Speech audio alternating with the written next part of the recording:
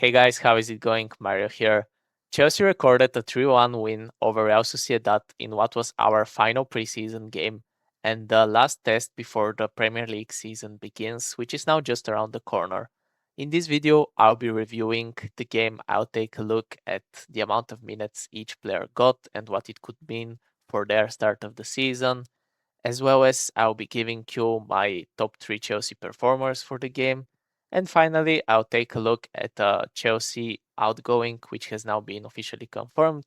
So let's get straight into the video.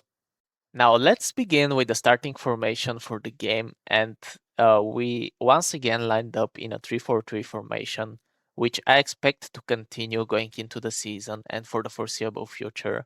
As for the personnel, probably the main surprises we had were the wing backs, and they were Pedro Neto as the right wing back and Palestra as the left wing back.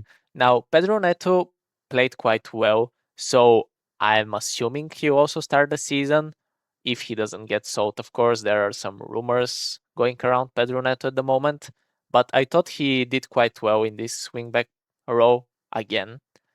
If we take a look at the goalkeeper, it was Sanchez as expected. Nothing new there. He played 60 minutes. I fully expect him to continue there as the first choice for now. In defense, we had Fofana as the right center back, Lacroix as the center back, and Coyle as the left center back. Now, Fofana has been playing the whole preseason basically, and he got 90 minutes. He was one of the only two players that got 90 minutes in this game. But the interesting thing is he is suspended for the start of the season. So it would have to be somebody else that starts as the right sided center back.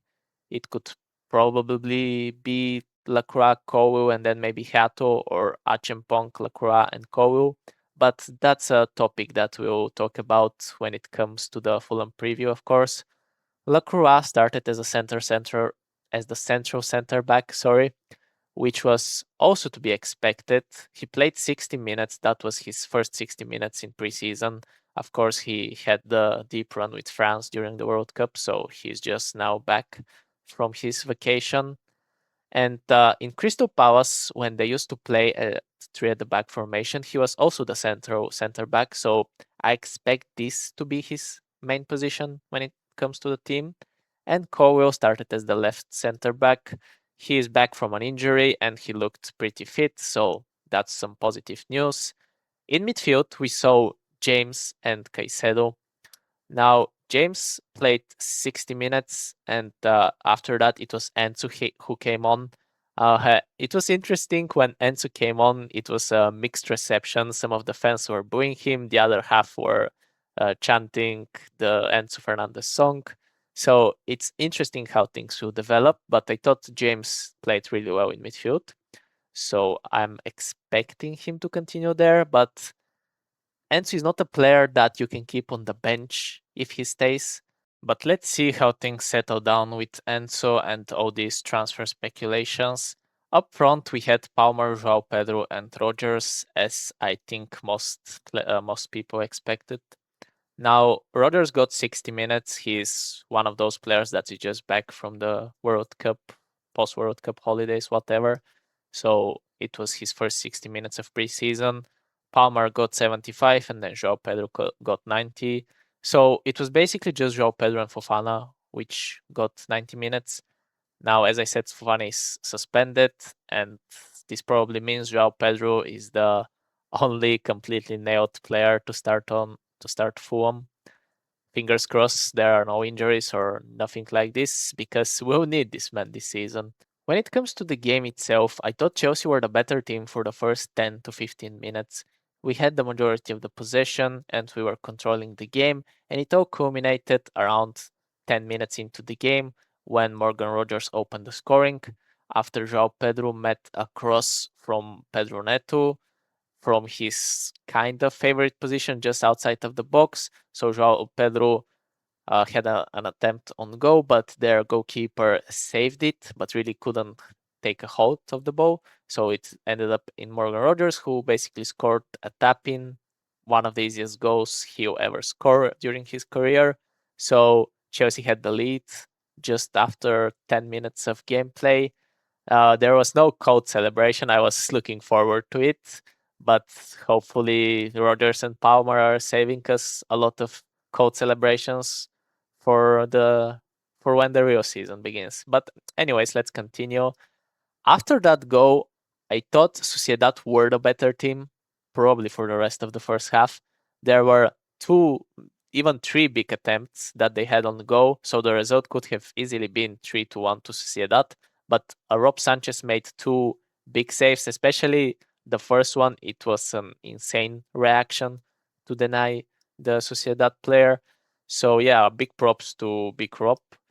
And I could say the first half we looked really shaky defensively. For their goal, it was just before the halftime break, and it was a poor clearance by Palestra, which ended up in one of Sociedad's players that took it on the volley, and basically Sanchez had no chance to do anything about the goal. But anyways, we went to halftime 1-1, and things were not looking good.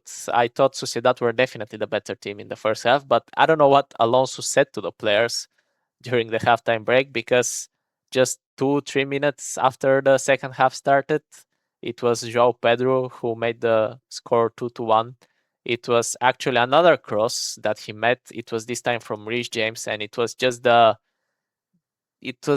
labeled Reece James cross. You know what I mean? When he just dinks the ball and it just meets João Pedro's head. It was a beautiful goal, beautiful cross, beautiful header, and Chelsea had the control of the game back.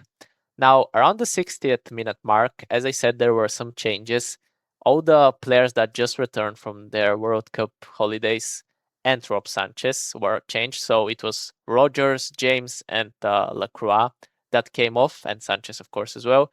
It was Penders in goal, then Josh in defense.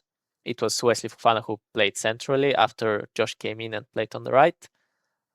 It was Malo Gusto who took the right wing back position, and Pedro Neto took Morgan Rogers' position as the left-sided attacker. And the last change was Enzo Fernandez, who came on for Reece James. And yeah, as I said, he got an interesting reception. Around the 75th minute, we saw some more changes, five in total. So it was Palestra, Pedro Neto, Palmer, Cowell, and Caicedo that came off. And after that, maybe just 1-2 minutes after that, we saw our third goal, which was a long through ball, nicely placed by Malo Gusto that Joao Pedro could run onto, and then he was 1-on-1 with the keeper. And we know how these things end up. The score was 3-1 to Chelsea. And overall, I thought, and in the second half, we were much better, so we deserved to win. But there were some worrying things in the first half. Now, as I said, overall, I believe we deserve to win the game. But let's take a look at the players that impressed me the most during the game. I've named it my top three performers, and this is a series that I want to start from now and keep it during the whole of the season, where I'll keep a track of which players impressed me the most during the games. And I think it's going to be an interesting way to keep a track of the best performing Chelsea players. So let's get straight into my top three performers. Now, first off, as the third place player, you could say I have Rob Sanchez, who he had a quiet game overall, but the two saves that he made just kept Chelsea into the game. And I just wanted to give Big Rob his flowers. The first reaction was beautiful. I don't think a lot of goalkeepers in the world can pull it off. And we all know that Rob Sanchez's issue is not really his shot stopping. Matter of fact, it's one of his better qualities. But I thought he did deserve to earn my third spot on the ranking. Now, as for my second place player, it was Reece James, who I thought did really well in this midfield role. Now, it's not the first time we see him there, but he was just there was a class oozing of Reece. The way he picks passes, his defending. Overall, I think he did very well, and the assist was just brilliant. Like I really love Reese's technique of the ball. And yeah, I'm looking forward to him staying injury free, hopefully, fingers crossed, this season. And as my top performer, I think it's not going to be a surprise to nobody. I have Joao Pedro, of course. Now, first of all, he got 2 goals, so I think it's quite obvious that he would be the number one choice. But he also played a big role in the first goal, and so far he's been our most pivotal player, our most key player, and I'm starting to believe that he might be our best player.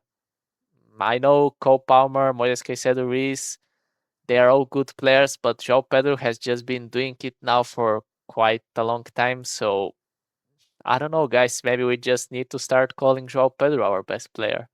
Now, some honorable mentions that were probably unlucky to miss out on the top 3 positions for me were Pedro Neto, Wesley Fofana, and Morgan Rogers. Pedro Neto and Fofana especially I thought did very well. Fofana was really solid defensively and Pedro Neto was once again impressive in his new right wing back position.